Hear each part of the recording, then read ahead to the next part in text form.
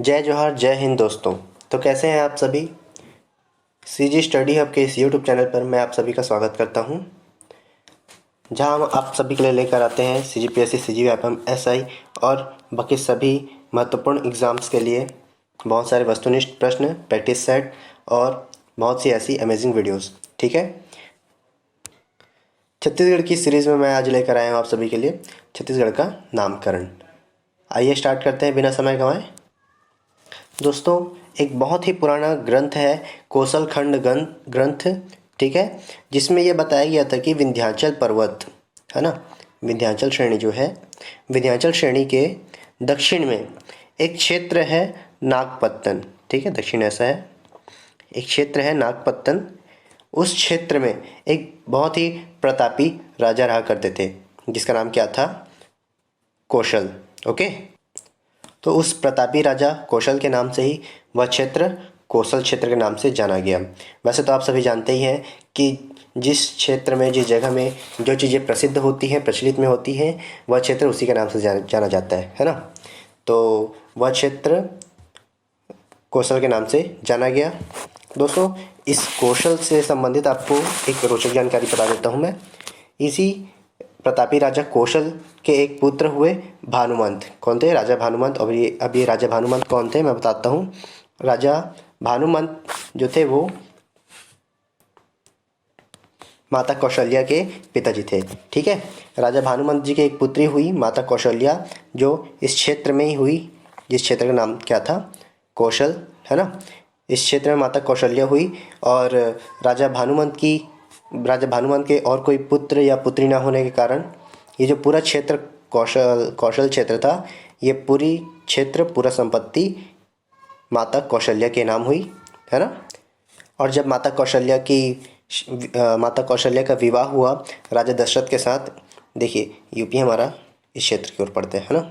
जब माता कौशल्या का विवाह राजा दशरथ के साथ हुआ तो यह क्षेत्र उनको पूरे विवाह में उनको मिल गया। ठीक है, राजा दशरथ को, क्योंकि माता कौशल्या के न तो कोई भाई थे और न बहन थे। अब चूंकि यह क्षेत्र दक्षिण दिशा में आता है इसलिए दक्षिण कौशल कहलाया, और वो यूपी वाला क्षेत्र उस समय तत्कालीन समय पे उत्तर कौशल के नाम से जाना जाता था, है ना। ठीक है, अब आगे बढ़ते हैं। इसी कड़ी को आगे बढ़ाते हुए हम देखते हैं छत्तीसगढ़ का नामकरण, जिसमें आपको बहुत सारी रोचक जानकारियाँ मैं बताते चलता हूँ जो आपको बड़ा ही इंटरेस्टिंग, बड़ा ही रोमांचकारी लगेगा। बढ़ते हैं आगे।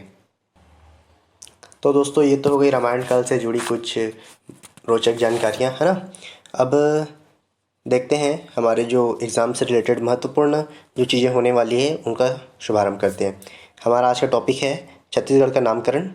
नामकरण की इस तालिका में हम देखेंगे रामायण काल में छत्तीसगढ़ को किस नाम से जाना जाता था, महाभारत काल में क्या नाम था, बृहद संहिता किसने लिखी और इसमें छत्तीसगढ़ क्या उल्लेख है, प्रयाग अभिलेख में छत्तीसगढ़ को किस नाम से जाना गया, वेनसोंग ने छत्तीसगढ़ की यात्रा कब की और उसने छत्तीसगढ़ को क्या कहा, कवि दलपत राव ने अपनी कविता में क्या उल्लेख किया छत्तीसगढ़ के बारे में, सल्तनत काल या मुगल काल में छत्तीसगढ़ को किस नाम से जाना जाता था, गोपाल मिश्र जी ने अपनी कविता की पंक्तियों में छत्तीसगढ़ को क्या कहा, मराठा के संदर्भ में भी देखेंगे हम देखेंगे कि छत्तीसगढ़ को मराठा के संदर्भ में भी क्या कहा गया था, बाबू रेवा राम जी द्वारा छत्तीसगढ़ को क्या कहा गया, और कोसा उत्पादन बिलासपुर गजेटियर या बिलासपुर डिस्ट्रिक्ट गजेटियर और ठाकुर प्यारेलाल जी द्वारा, इन सभी विषयों, इन सभी टॉपिक्स को मिलाकर आज हम छत्तीसगढ़ का नामकरण स्टार्ट करते हैं। ठीक है, बढ़ते हैं अब अगले टाइप की ओर। तो दोस्तों, देखते हैं रामायण काल में, जैसा कि मैंने आपको ही बताया कि माता कौशल्या के ना कोई भाई थे ना कोई बहन। ठीक है, तो इसलिए उनकी जो क्षेत्र था पूरा वो विवाह में किनको मिल गया, राजा दशरथ को मिल गया, है ना। और इनका विवाह किससे हुआ था, कौशलाधिपति भानुमंत से विवाह कौशलाधिपति।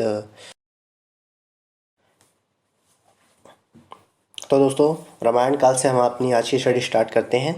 देखिए, मैंने आप सभी को बताया कि नागपत्तन क्षेत्र में एक महाप्रतापी राजा थे ना, जिनका क्या नाम था, कौशल। उनके एक पुत्र हुए भानुमंत। ठीक है। भानुमंत की पुत्री का क्या नाम हुआ? कौशल्या, जिसे हम क्या किनके नाम से जानते हैं? माता कौशल्या के नाम से, ठीक है। अब माता कौशल्या जी का विवाह हुआ किनसे? राजा दशरथ जी से हुआ। अब इनकी जो पूरा क्षेत्र हुआ, पूरा क्षेत्र विवाह के बाद राजा दशरथ जी को चला गया। क्यों? क्योंकि माता कौशल्या जी के कोई भाई बहन नहीं थे, इसलिए पूरा क्षेत्र राजा दशरथ जी को चला गया। अब उनके पुत्र हुए राम जी, ठीक है। अब उनका विवाह जब हुआ तो जब उनके पुत्र हुए लव और कुश, तो उस क्षेत्र को, उत्तर का जो क्षेत्र था वो लव को गया और दक्षिण का क्षेत्र कुश को आया, ठीक है। इस कारण इस क्षेत्र को दक्षिण कौशल के नाम से जाना जाता था। ये जो है वो रामायण काल के परिप्रेक्ष्य में है, और रामायण काल में बस्तर को दंडकारण्य के नाम से जाना जाता था। ये दो चीज़ आप बिल्कुल याद रखिए, छत्तीसगढ़ का नाम रामायण काल में और बस्तर का नाम रामायण काल में, ठीक है। अगला देखते हैं महाभारत काल। महाभारत में छत्तीसगढ़ का क्या नाम था दोस्तों? प्राग कौशल। और महाभारत का नाम महाकांतर, ठीक है। बस्तर का नाम महाकांतर था और छत्तीसगढ़ का नाम प्राग कौशल। इसी के साथ एक और तथ्य बता देता हूँ आप सभी को दोस्तों। पांडव आप सभी इनको जानते हैं, ठीक है। कौन थे?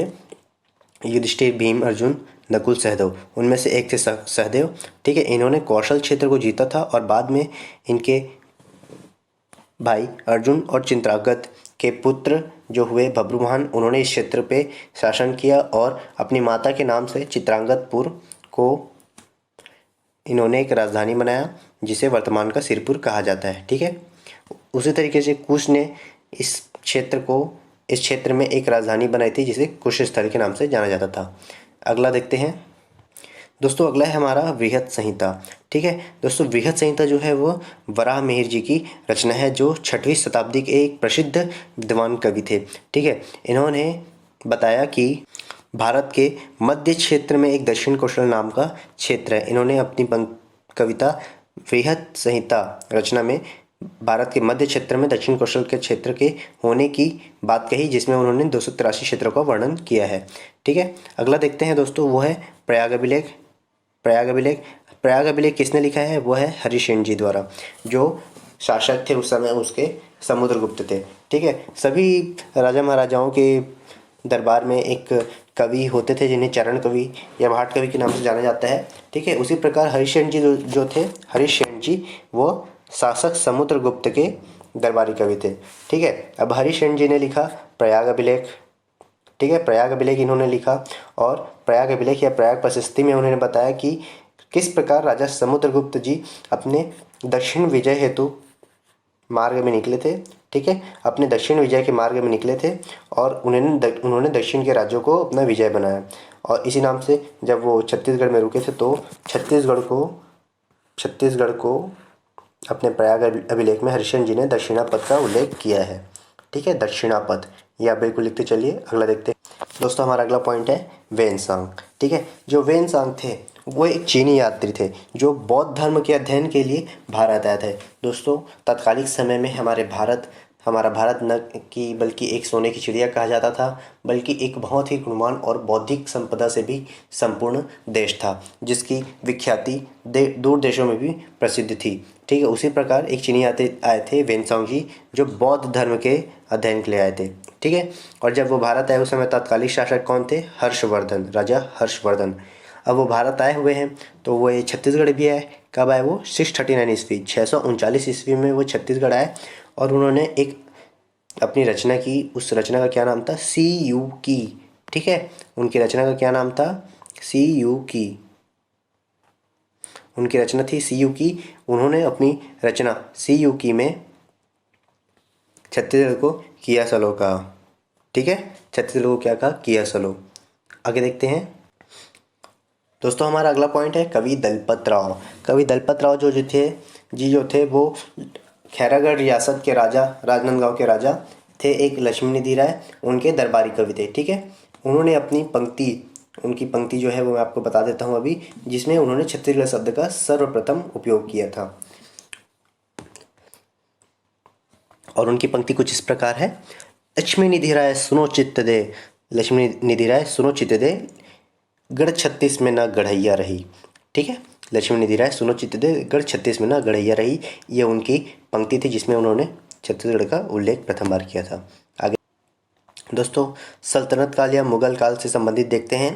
उस समय एक राजा थे, तत्कालिक राजा हमारे छत्तीसगढ़ के रतनपुर राज्य से संबंधित। उनका नाम था कल्याण साय।